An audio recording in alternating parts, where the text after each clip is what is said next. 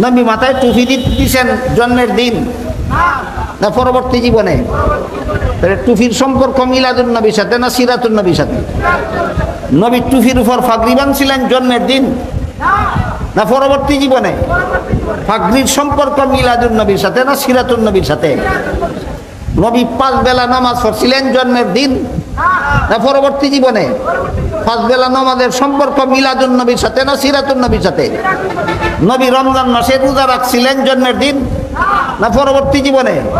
তাহলে রমজান মাসের রোজার সম্পর্ক মিলাদুন নবীর সাথে না সিরাতুন নবীর সাথে? নবী হজ করেছিলেন জন্মের দিন না পরবর্তী জীবনে? সম্পর্ক মিলাদুন নবীর সাথে না সিরাতুন নবীর সাথে? নবী যাকাত দিয়েছিলেন জন্মের দিন না পরবর্তী জীবনে? তাহলে যাকাতের সম্পর্ক মিলাদুন নবীর সাথে না সিরাতুন নবীর সাথে?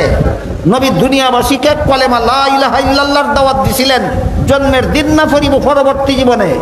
তাহলে কলেমার সম্পর্ক মিলাদুন নবীর সাথে না সিরাতুন নবীর সাথে? নবী দুনিয়াবাসীকেই ইমানের দাওয়াত দিছেন জন্মের দিন না পরবর্তী জীবনে? ইমানের সম্পর্ক মিলাদুন নবীর সাথে না সিরাতুন নবীর সাথে? ইমানের সম্পর্ক সিরাতুন নবীর সাথে, মিলাদুন নবীর সাথে নয়। মিলাদুন নবীতে খুশি হয়েছিল নবীর চাচা আবুল আহাব, এই খুশি হইয়া ইমানদার হইতে পারছে না, কিন্তু নবীর ইমানের দাওয়াত কবুল করেছিলেন সিরাতুন নবীর অনুসরণ করে সাহাবায়ে কেরাম। এই জন্য সাহাবায়ে কেরাম ইমানদার হইতে পারছেন, আবুল আহাব ইমানদার হইতে পারে নাই।